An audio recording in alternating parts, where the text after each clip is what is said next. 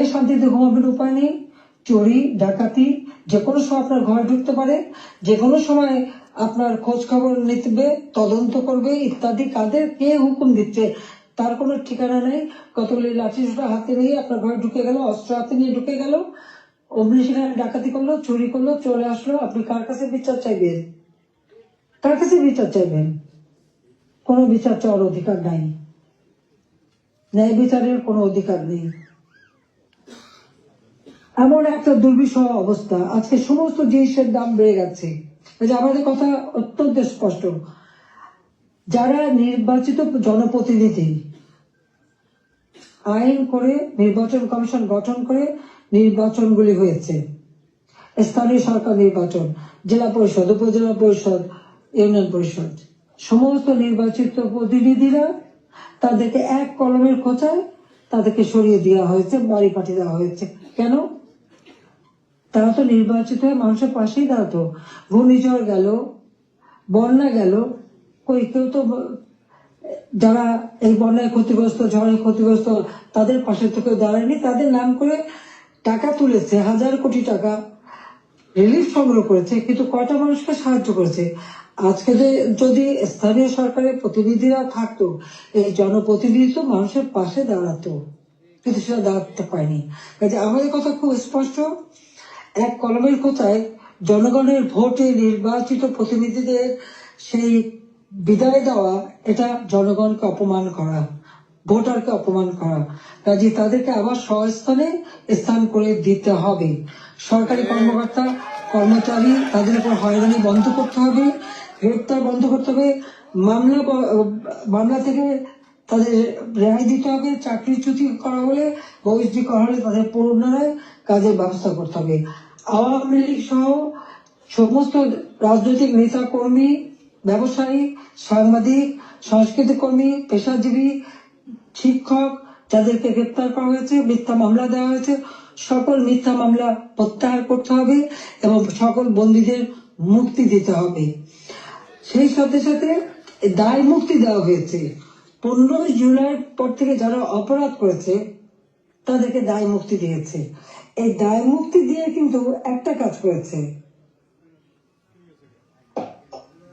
দায় মুক্তি দেওয়ার অর্থ মানে কি? তার মানে এরা অপরাধী। 15 জুলাই থেকে যে হত্যাকাণ্ড, ছাত্র হত্যা মিছিলে, পুলিশ হত্যা, রাজনৈতিক নেতাকর্মী হত্যা, সাংবাদিক হত্যা, সংস্কৃতি কর্মী হত্যা, যতগুলি হত্যাকাণ্ড ঘটেছে, সেই হত্যাকাণ্ডগুলি এবং যতগুলি অগ্নিসংযোগ হয়েছে সেগুলি যারা সংগঠিত করেছে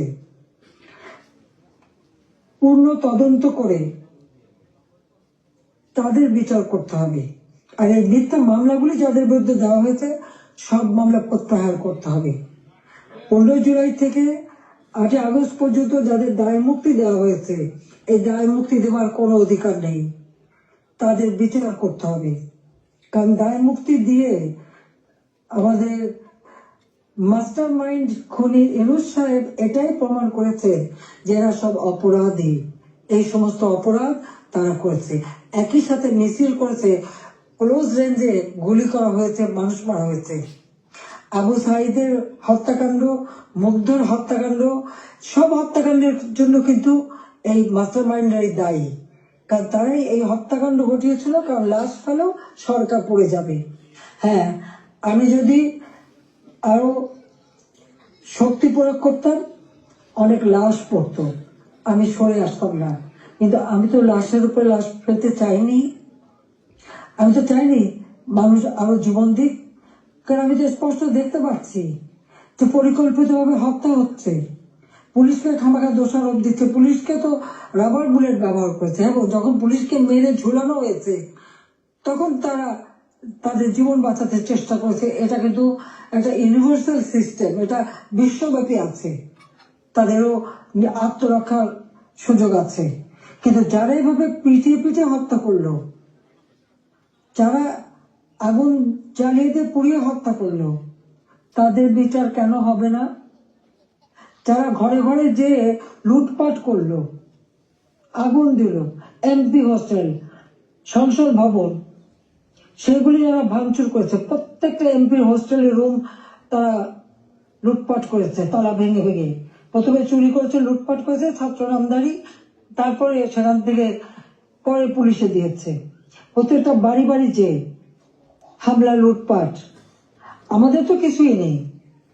গণভবন লুটপাট, আমি তো গণভবন ছেড়ে দিয়ে আসছি।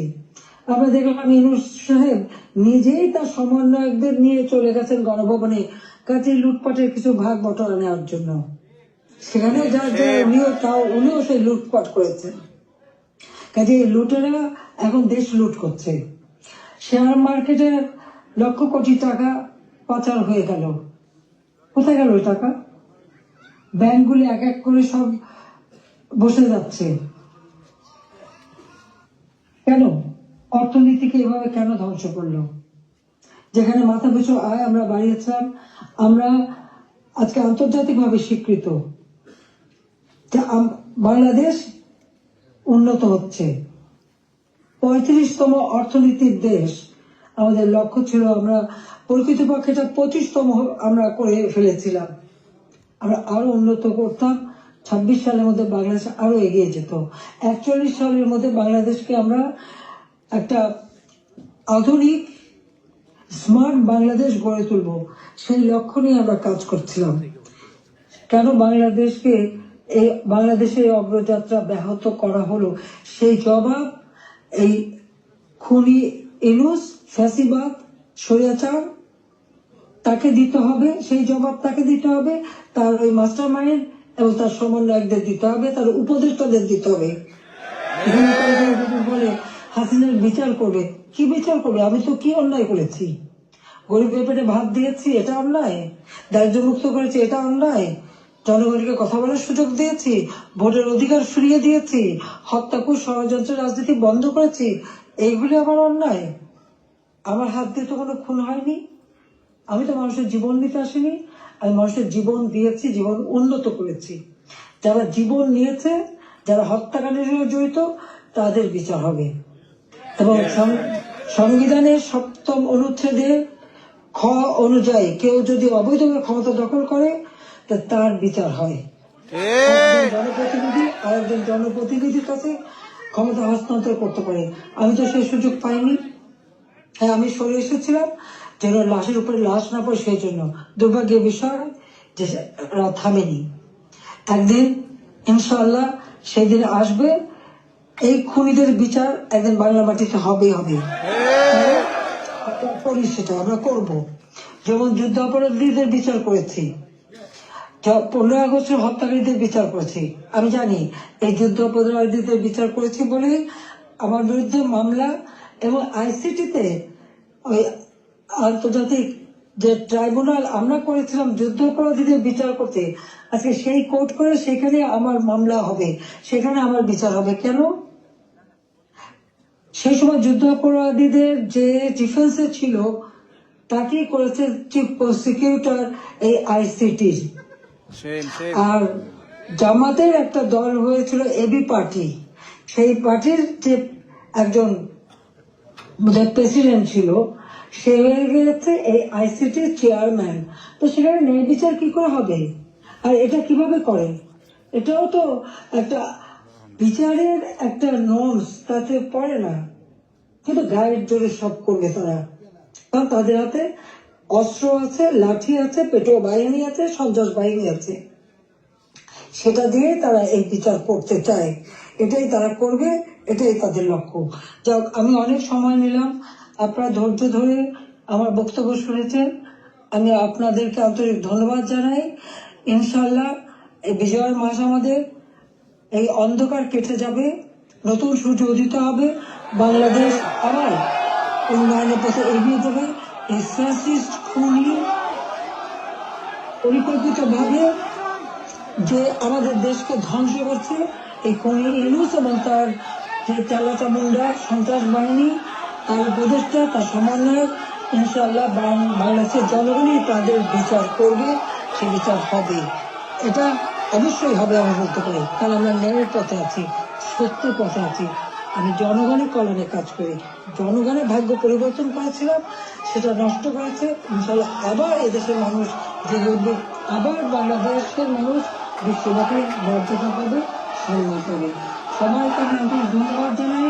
আবারও ধন্যবাদ জানাই আমাদের প্রবাসীদের, আমাদের অর্থনীতিতে আপনাদের অনেক অবদান। এই দেশের অগ্রযাত্রা, দেশের প্রতিটি অর্জনে প্রবাসীদের অবদান রয়েছে। সেজন্য সকলকে আমি আন্তরিক ধন্যবাদ জানাই, কৃতজ্ঞতা জানাই।